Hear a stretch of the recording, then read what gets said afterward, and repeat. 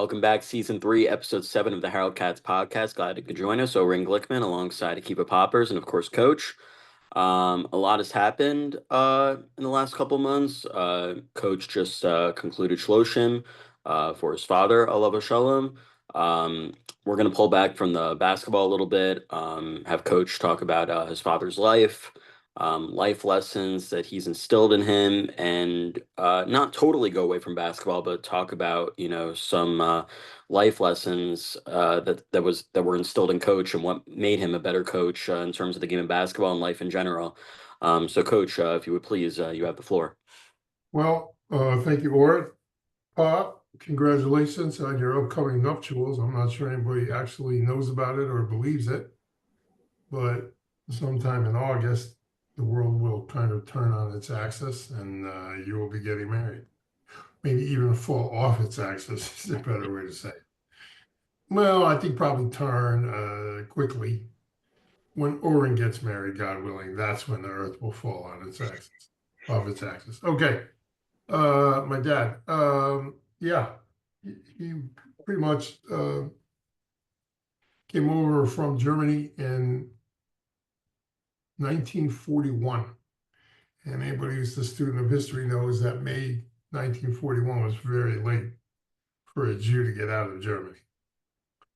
So I found out about, my dad had a passport, little Nazi passport with the whole Nazi stamps and the big J in his name. And, all Jewish males had to put the name Israel in their middle name. So my dad had Joseph Israel Katz at 9 years old. My grandfather, Isaiah Israel Katz, so that's what the Nazis did. They reminded you were a Jew if you ran away from it or not. A lesson I think everyone today can learn that, we can run away from it as much as we want. We can stand on the protest lines as much as we want. We can blame Israel as much as we want. But when the fit hits the shan now, you're a Jew, and your enemies are going to remember you're a Jew. Even them cats in the Ture Karta who are working against the Jewish people, and quite honestly, according to Maimonides, have no place in the world to come, according to Jewish law. They'll line them up too. They'll beat them up in the street too. Jews, we are our own worst enemy. Anyway, my dad grew up in Nazi Germany, so he kind of knew all about that as a young child, and was not allowed to, recess was separate. He had to play with his Jewish friends, the other couple of guys in public school where he was. Classes, you sat kind of separate. I mean, different water fountains. It was a whole deal. And I think the water fountains were different. And I don't think anybody was trying to compare what Israel's going through right now, Israel via the Arabs, and the Jews in Germany. If somebody makes that comparison, they're actually not only ignorant, but they're willfully ignorant, because there's enough information for you not to be such an idiot. And if you are a Jew doing that, I was I'm digressing a little bit because this is just remind me to get back to my dad. But I was listening to a podcast with Rabbi Ami Hirsch, who was the former head of the Reform movement. And Ami Hirsch said something to the extent of, where did we fail? How did all our children who we sent off to college or whatever end up becoming anti-Israel? And the one great failures of the Reform movement, and there are, in my opinion, many, but the one huge failure is the fact that not only with patrilineal descent are they destroying the Jewish people from the inside, but the one of the major issues is they can't even get their second generation or even, I think it's second, might be third generation, to want to stay Jewish. I mean, if every generation is 25 years, so what are you, third or fourth generation at this point? And not only that, but they're, I saw a letter from 6 rabbis, not coincidentally, Pop, all from your city, endorsing this new communist mayor, who New York, as they will inevitably do, because no one does more dumb things politically than the state of New York, as 33 decades of Charles Schumer proves. But no one, and after Bill de Blasio, if you're stupid enough to go back to this guy, another even worse than that, you deserve everything you get. And all the rich liberals who are going to vote for them can all leave the city. And the ones who are going to be stuck is the working man who is dumb enough to stay in New York. So take that as you will. Pop, you moving to New Jersey? Not for now, but I don't think Let's the go on. plan is not to stay in the city for too long. Well, the plan for most Jews should be the same. Don't stay in the city. When people tell you they hate you, believe them. When they tell you they want to kill you, believe them. So Ami Hirsch was bemoaning the fact that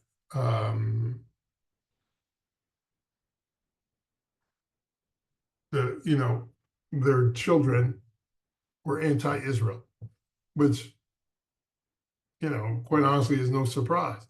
But more importantly, when he was talking about the success of the reform movement, he said there's no movement in the world that has greater success than the reform movement if you look financially or whatever. And my response is,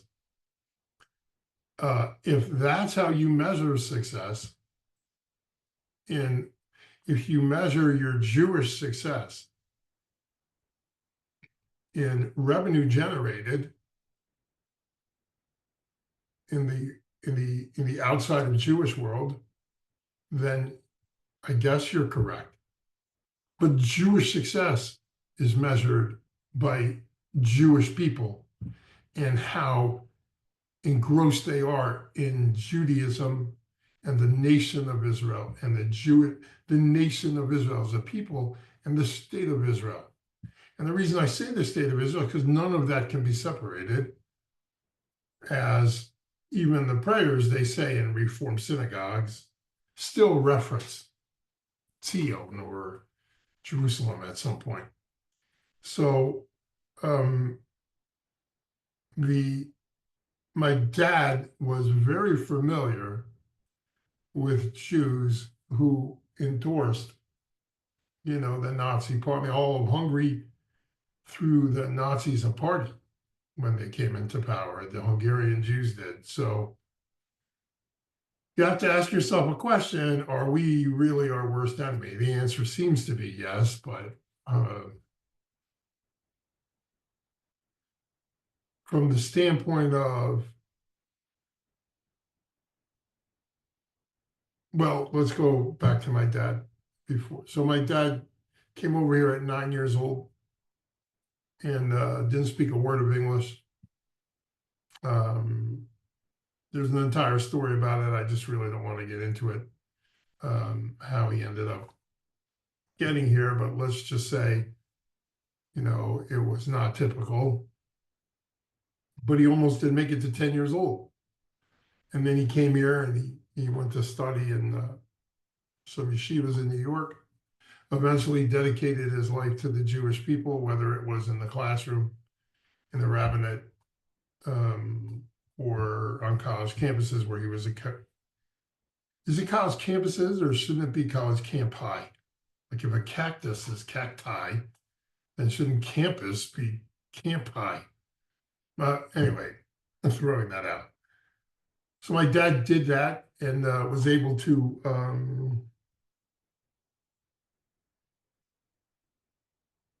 really not only cover the age difference between him and the students, because at that point he was in his 60s. But he was able to do great things there on campus with students who were at various levels of their Judaism, from not being involved to being highly involved. One of his students, not that Andy Enfield, where's Andy? Where's he coaching at? Andy's coaching USC maybe. And Andy was at Johns Hopkins when my dad was the campus rabbi there. So they had a little bit of interaction. But Andy wasn't big into that part of it. But my dad did go watch him play and stuff like that. Anyway, he was able to bridge that divide. I remember my dad taking me. My dad used to coach. My dad used to teach in colleges in Wilkes-Barre, Pennsylvania. So I used to go to basketball games in Wilkes-Barre, Pennsylvania, at Wilkes College at the time. I think it's called Wilkes University now. It was Wilkes College. We didn't really go to King's College. My dad taught there, but it was probably a little more Catholic than he would have liked. So we ended up spending a lot of time at Wilkes, both wrestling and basketball, but really kind of deep into basketball. And there's a famous basketball coach, Ron Ryder. You can look him up. He coached at Wilkes for a little bit. There's another coach. This was a great story. I was at the Final Four, I want to say in the late 80s. And one of the speakers was a Division III coach named Bo Ryan. And Bo, who ended up going on to Wisconsin. Wisconsin legend. Yeah, sure. I'm sorry? Wisconsin legend, sure. Oh, yeah. He So at that point, he was at Wisconsin Platteville. I think he was defending national champ at that point. Yeah. And he was talking about the UCLA cut. He was just doing, at the Final Four back then, he used to really get into X's and O's. And so he was talking about it, and after he spoke, I went up to say hello and told him I remembered him when he played at Wilkes College. And kind of looked at me and saw my yarmulke and said, "No, you're not him, are you?" And I said, "You mean the kid on the bench?" He said, "Yeah, you're the one who used to go chase my shots down and get me water." I said, "Yeah, that was me." And here I was all those years later, and I used to sit next to Bo Ryan whenever he came out of a game. He would sit kind of at the end, and I would be sitting at the end of that bench. I don't know why. I guess I was attracted to basketball at the time. And I remember rebounding for Bo Ryan, and as he'll happily admit, there were quite a few of those rebounds for me to get. And but he was great, and the look on his face when he realized who I was. "You're the rabbi's son?" "Yes, I am." And it was, I think he took psychology with my dad, who taught psychology at Wilkes. And so that was like a huge thing for me later in life, in my career. My dad, the only thing he knew about basketball was that it was hard to play. I remember one day, I want to say maybe 78, 79, something like that. You didn't get all these games on television. Maybe you got a game on Sunday, and Larry Bird was playing on television.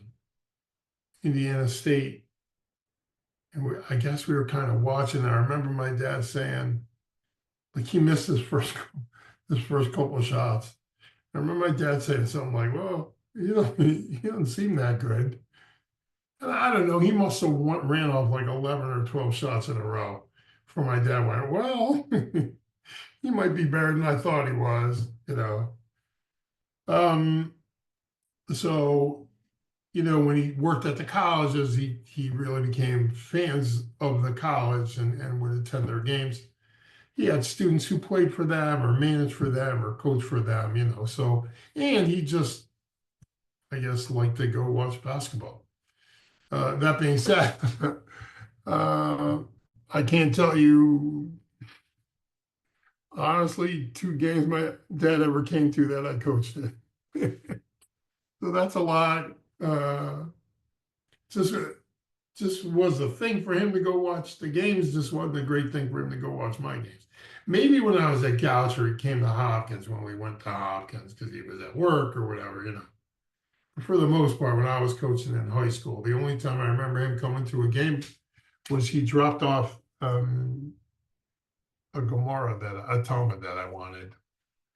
And he knew I was going to be coaching. So in the middle of the third quarter, he just walked up to me, gave to me. I'm like, Dad, I'm working here. You know, it's kind of, my dad's like, I don't care. And he gave me like a morning, he took off. He didn't even stick around to see the score or whatever. He just left. So um, we did not have a great relationship when I was younger because he was really into Torah study. And that was like the last thing I was into. Here's something I had written something recently about my dad and wrote that Torah didn't speak to me at that point, and I was an athlete, and my wife said, "What?" Tell you the kind of support I have at home. She went, "Who told you you were an athlete?" Whatever. And my dad never really had much athleticism, but you know, he you know, people who knew him for 50, 60 years had no idea that he was German, which means he actually worked hard to get rid of his accent. And it would come back when, you know, my grandfather had passed away in the 80s, and my dad would talk to him in German, and you can hear the whole, you know, that whole thing going on. So, you know, I came back to America for a few days, and actually, we're leaving on we had a flight that our children were able to get us, which was awesome. We got out of here right away, missed the funeral, but we're able to sit Shiva. If you don't know what that is, look it up. Able to sit Shiva in Baltimore, and then we had a flight back. I think we made a flight Sunday for Tuesday. And then when Tuesday came, I felt really bad that I wasn't going to see my grandchildren in Detroit. I had seen, you know, we spent Shabbos with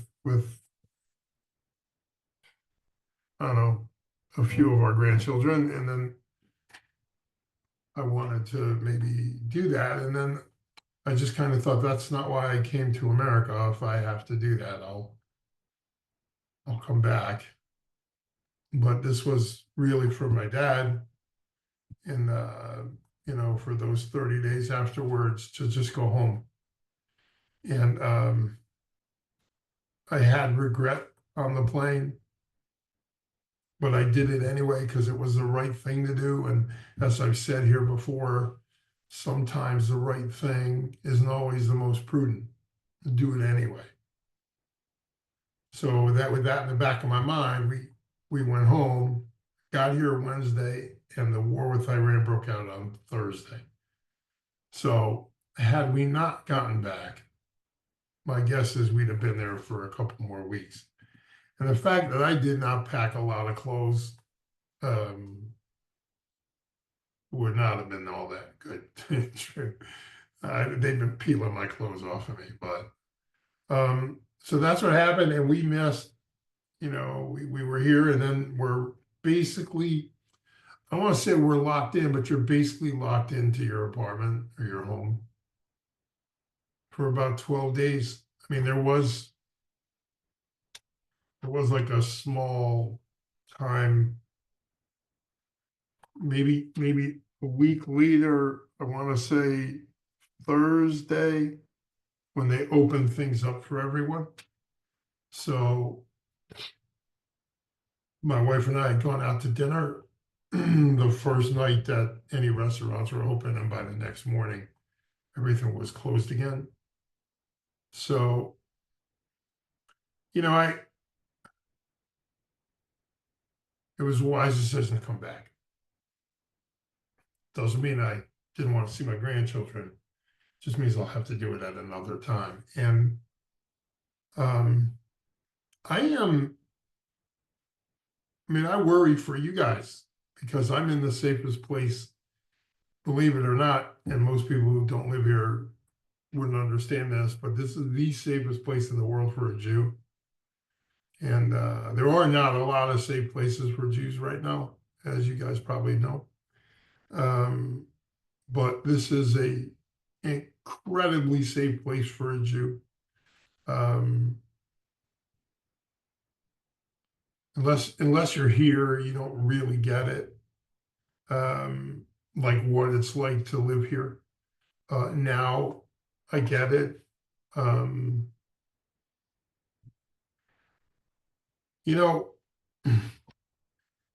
frustrated with backseat driver, commentator, like, let me go back. Who in America would take the word of ISIS? Would any TV host who doesn't have, not named Mehdi Hassan or work at MSNBC or CNN, would any of them really take anything that ISIS said or Iran said as truth? When it comes to Israel, look, I'm going to say something, may get me in trouble if anybody ever hears it, but when something goes, when the tube gets blown up in London, your first thought is like, oh, those damn Jews. When the World Trade Center goes down, your first thought is, oh, those damn Jews. Again, when a concert, Taylor Swift concert, or Ariana Grande, was that her name? When people die or get killed over there, somebody walks into a club, shoots a bunch of people up, Fort Hood shooter. They all have one thing in common, is they're all part of this death cult. And the only place in the entire world, on the entire planet, where everything that you believe is inverted is here. All of a sudden, the death cult, they're the oppressed. Because it's easy, the world's punching bag scapegoat is right here. So I'm not always, since the war came out, I've always wondered where the critical thinking is. Like these clowns like Pierce Morgan have guys on their television show, and this question never comes up. I stopped watching him because he's a clown, but this never comes up. Let's take the Arab narrative, okay? I'm not going to call it the Palestinian narrative because there's no such people. But let's call the Arab narrative. The Arab narrative is we, the colonizers, let's take the American narrative, the ones that Qatar paid all that money to get all these professors, and that we have been oppressing people since 1948. We. Never mind that we were slaughtered in 1921, 1929, between 36 and 39, that Husseini, the Mufti of Jerusalem, named so by the British, was begging his people to kill us. Forget all that. Put that away. Let's take the narrative. If, in fact, we have been bombing and killing and genociding these people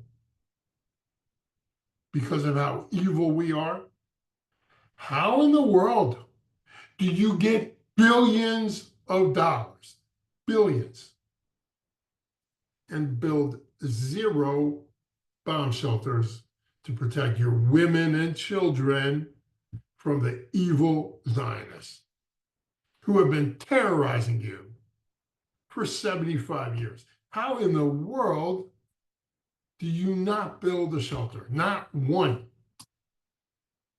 For 75 years. You know what, in Israel, if you build a new building, you have to have a safe room, a bomb shelter. You must have it. Do you know why? Because we know how evil they actually are. They know we are not. They're just saying it because the suckers in college, the suckers who teach in college, who never had to work a day in their life, the suckers who pay tens of thousands of dollars to get their brains full of mush to listen to this nonsense. They know that's why they say it. They say it so those suckers can win the PR war. We build those McClots, the underground bomb shelters, or in your apartment, you can't build a building now without a bomb shelter in each apartment, which of course raises the cost of living, but that's what you do when you actually care about women and children. You know what you do when you don't? You build underneath your city to protect yourself. And the fact that there's not one critical thinker on television today or on YouTube today that actually asks this question. I will give you your entire narrative. You want to say where this was? Just explain how you didn't protect your women and children. Just explain that. You can't care about them if you don't protect them. And no one asks these people that question. Here's part of the reason why you don't. Because as soon as you get that question out, they will do what everybody who takes their side of the argument will do, and that's get physical and violent. Because that's just how they work. And I will never apologize for trying to keep people alive. And it's amazing that the victims of an actual genocide a year and a half ago are now being accused of exactly what you want to do and still want to do. So this is an effed up world. And I feel for you guys because, historically speaking, once this is out, it never goes back. Once the Jew hating is out in public, it never goes back. You can fight racism, and there's all this movement about racism. And part of the problem with the whole thing was this quote unquote Islamophobia, which is, I don't even know what that means. It's just a new thing. No, it's not Islamophobia, it's deathophobia. It's murderophobia. And if in fact, people want to make the argument that's only 10 to 15% of the Muslim world that's like that, that's 300 million people more than live in the United States of America, I believe. Be a critical thinker. Think for yourself. Stop being so dumb. And for the Jewish kids who do this, I just read a reporter wearing a kippah celebrating the death of two soldiers yesterday, or a few soldiers yesterday. A Jewish guy, I just can't. He lives here. You're just a tool. You're a useful idiot. And here's the question I would ask every one of them. Everyone. If somebody took your child, what would you do to get your child back? Well, I wouldn't do that. Really? You wouldn't do that? Tell your child the next time he buys you a Father's Day gift, you wouldn't do that. Because I'd do anything. If it's just a choice between my kid dying and you lose. And that's the bottom line. And you didn't build one shelter, not one. You build 35 hospitals. Egypt has 5. There's I don't even know how many times the size. He's about, because those hospitals aren't hospitals. And everybody knows it, except the idiots in academia. I said it. So if you're a college professor, reach out. Me and you, we'll go. Or if you're a really smart comedian like Dave Smith, who consistently talks out his ass. I said it. What would you do to get your child back? These are our children. There is no, here's the problem. The entire thing comes down to this. And this is why it'll never be peace. If they want to kill us, well, we don't want to be killed. Okay, that's the answer to the question of my dad. That's the answer to the question of my dad. Or might that make me a better coach? I do remember this one night. Well, it sounds to me like he inadvertently introduced you to the game of basketball based on Yeah, where it was he was, accidental, no based on question. where he was professionally. Yeah, and then complained that I was playing it too much. Like that was my dad. Your fault, bro. So yeah,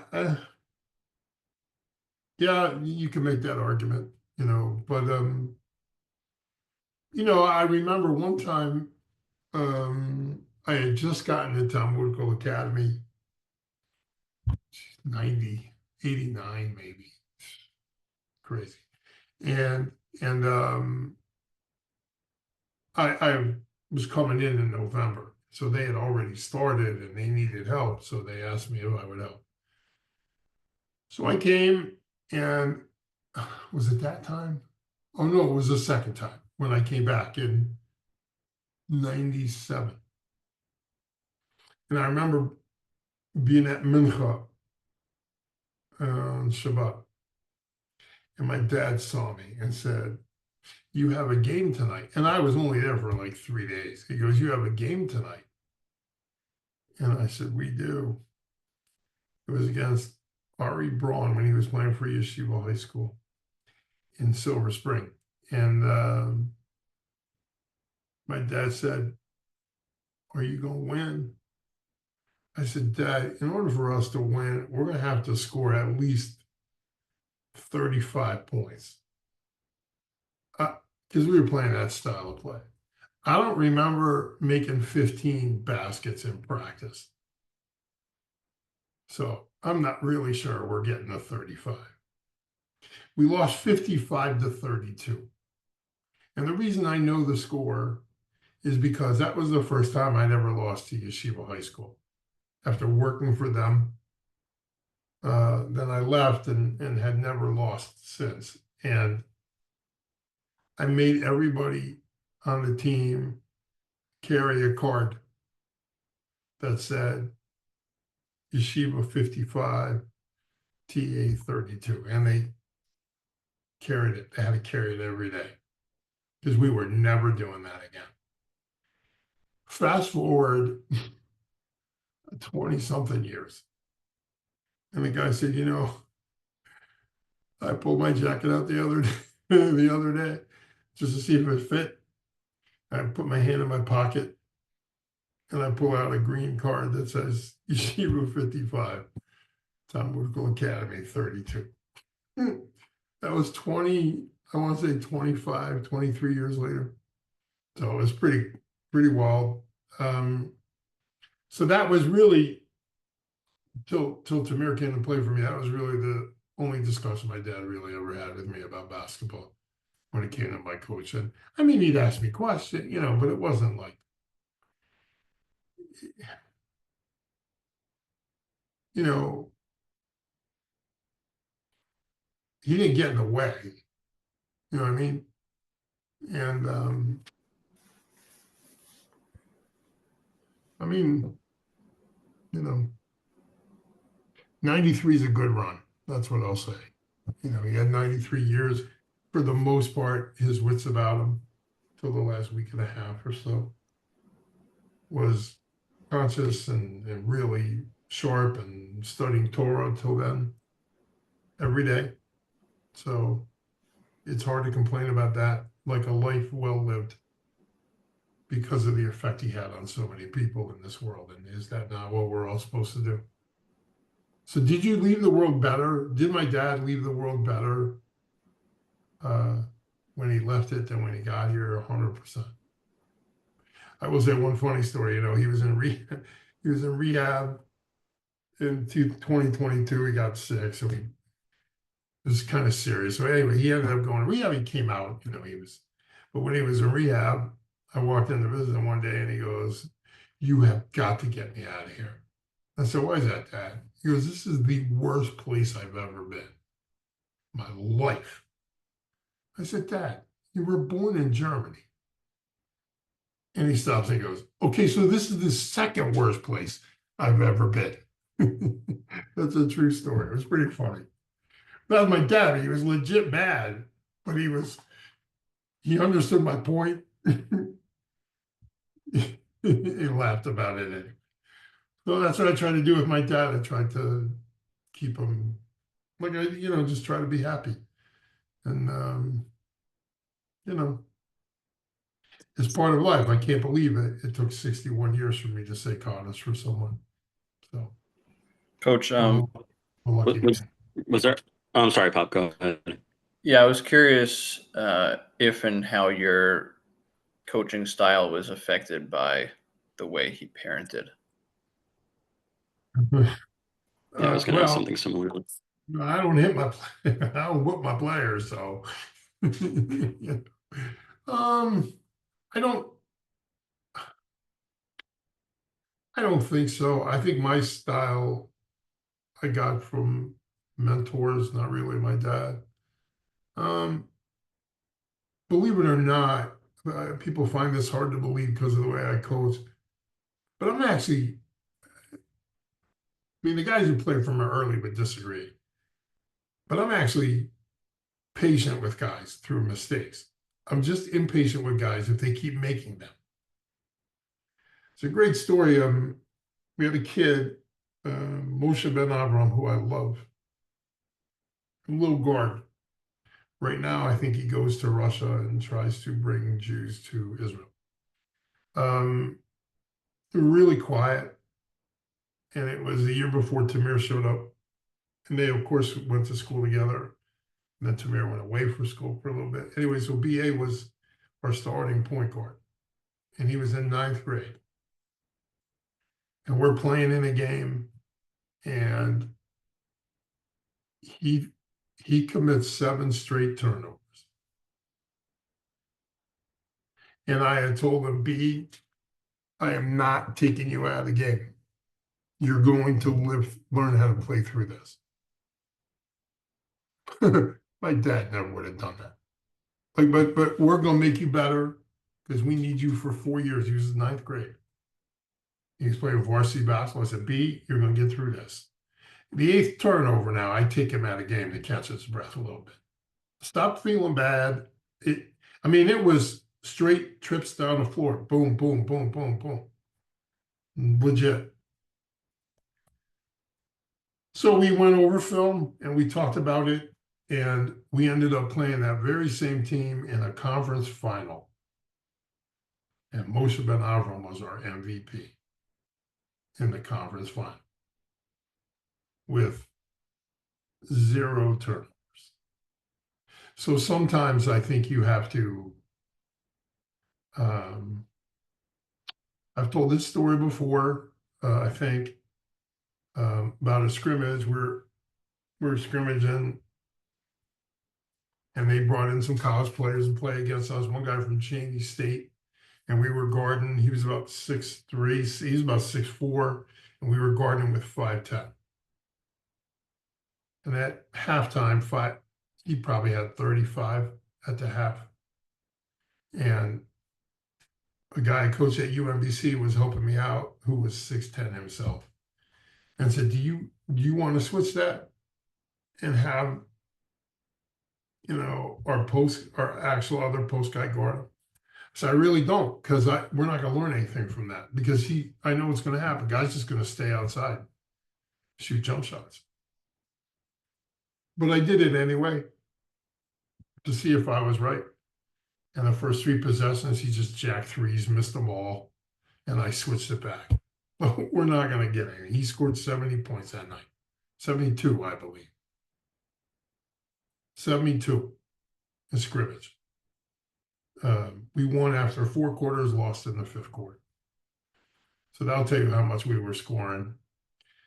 I tell you that story because, and this is the patience I'm talking about. You go back in film and you watch it.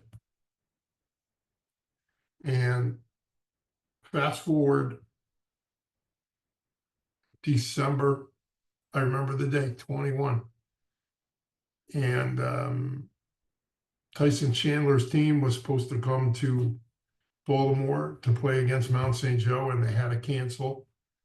So they asked if I wanted to bring my team out, and I said yes. And their starting center is Sean Johnson at 6'10".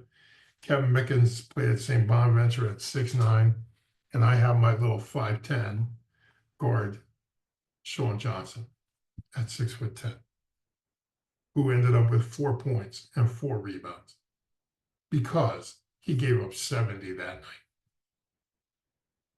That's why you stay patient. Would my dad have been that patient? I don't think so. My dad was really patient with others. He wasn't necessarily patient with me. And that's just our relationship. We ended up fixing everything when I, was around 19, 20. But the answer to your question is, I don't think so. But everybody in your life has an effect on how you coach. You know what I mean? So I don't want to discount it, but. Or even, Coach, is it crazy to suggest that this is like unintended teaching, that you did things because you learned not to do other things? No doubt. Okay. I did that as a parent. Yeah. I know what I hated as a kid, and I tried to run opposite of that as a parent. And you'd have to ask my children if that was any good. But yes, I think in that way, and I told this to my dad. In that way, he taught me a lot. He taught me what things that I couldn't do because I'm not my dad. You know what I mean? So I couldn't do it the way he did it. And there were a lot of things, not a lot, there was enough things I didn't want to do it because of the way he did. And I'm sure my kids are going to be exactly the opposite of me. They would be stupid because I'm a great dad. Just ask me, I'll tell you. But yeah, I did do that. I learned a lot of what not to do from most everybody I've ever been in contact with. And I'm positive that players and coaches alike have learned a lot of what not to do around me. So, from that standpoint, the answer is yes, but not in a bad kind of way, just in an educational kind of way, if you know what I mean. But there were some things that that was just dumb. My dad never should have done that. But most things, it's just it rubbed me the wrong way, so I didn't do it. And yeah, I think that's fair. I think everybody has that in their life. It's a fair thing to say. Did I take more positives than negatives? I think so. But yeah, that's kind of what it is. Yeah, it's a yeah, chapter's closed in my life.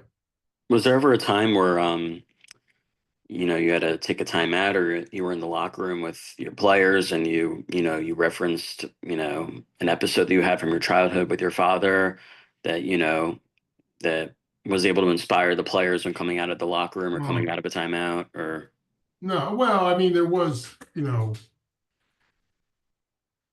I'm the son of a survivor, a refugee. So, and my grandfather was work camps. So there was that.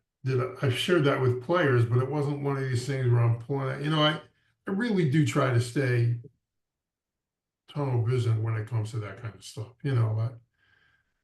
Not a, as I've gotten older, I'm definitely not a pregame guy. There's not a lot for me to tell you. I mean, everything we worked on this for, every day in practice, which, we'll go over matchups or whatever, but a bit in my locker room before a game. I don't really spend a lot of time. Now, after a game, especially if I'm in the mood, that may be a little different story. But before the game, I'm just like, hey, let's roll it out and play. I think I could say a little bit that's from my dad. Like, let's just go do it. It's mostly me though, you know. My Your dad, dad invented the Nike slogan, just do it. he kind of didn't, but but um, you know, no, I really didn't, Lauren. I drew on my own experience because I didn't experience my dad. My dad, my players knew my dad just because he was around every once in a while. But I didn't really draw from anything. I mean, I drew from my own childhood experience of playing or stuff like that, but it really wasn't inspired by anything my dad did. It wasn't that kind of relationship. Did Because he have what yeah coaches I had when I was a kid, I drew from that. What was you gonna say? did he have an opinion when you decided to go into coaching or not really? Yeah, told me not to do it. And Interesting. I said, okay, thanks. And he really didn't care because it was part-time work. But when Right. he realized I was going more full-time, they're paying you, yeah. You doing okay? Yeah. So my dad's like, go for it. Yeah, I say tell him not to do it because it's not what Jewish guys supposed to do. My dad comes from the right side of the spectrum. Right. Although it's interesting to me because obviously I met you later on, but I always thought that you were more learned than a lot of rabbis I know. Well, that's a rumor. I think I was not as when I was younger. I'm trying to make up for lost time. Let's put it that way. So there's not enough time to cover. There, you could live. I mean this for anybody who doesn't know better. You could live 100 lifetimes, and there would not be enough time to understand the vast, massive amounts of Torah knowledge. And I'm serious. You could live 100 lifetimes, and you'd never be able to grasp all of it.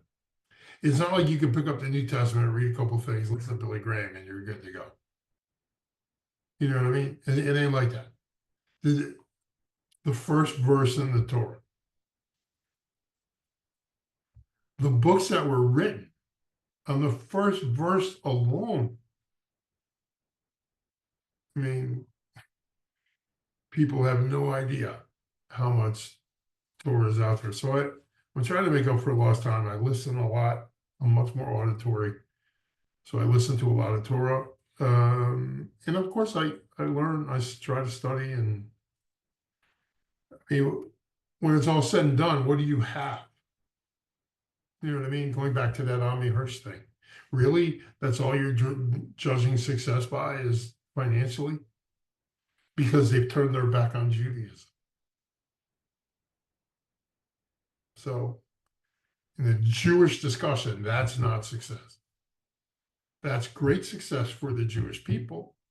But as far as Jewish continuity, I mean, look, I'm not trying to disparage guys who give a lot of money of charity. They give far more than I do, and they're going to have a better place in heaven than me. And I'm not passing judgment on anybody. I'm just saying, what's your demarcation line? Is your demarcation line finance or Judaism? And since it was a Jewish discussion, it's Judaism.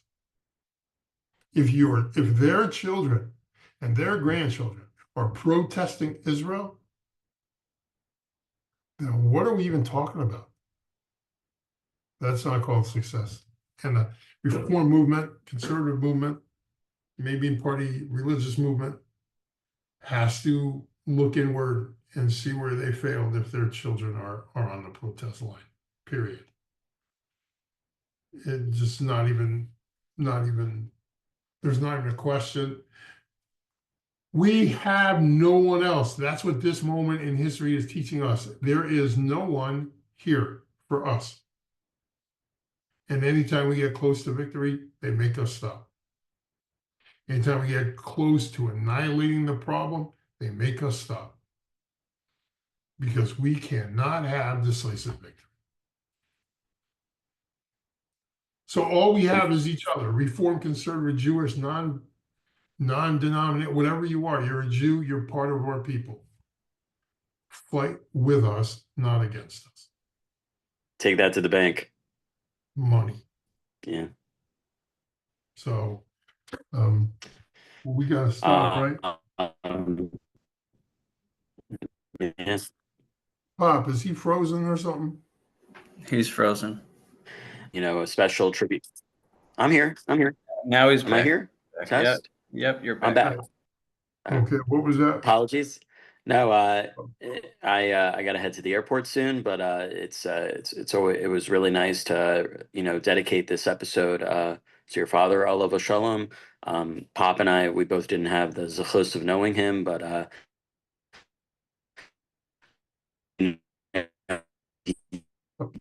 Pop, right in the middle of that, he pops out. just one terrific person. I popped that again. Yeah, you did. Am I Don't back? worry. Yeah, you're back. You're back. Orange got to do better. Orange got to get a better connection. Apologies. I think his phone wants to we go to the both didn't have the zechus of knowing your father.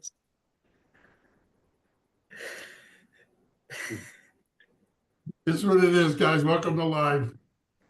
Am I back? And then you're not. All right. All right, this will have to be cut out now. You are, and then you're not. Guys, go ahead. I see you guys. We don't cut anything out here at the Herald Katz. Am I I'm not back? cutting anything out, boy. You're staying You're not in here. cutting anything out. Okay. Yeah.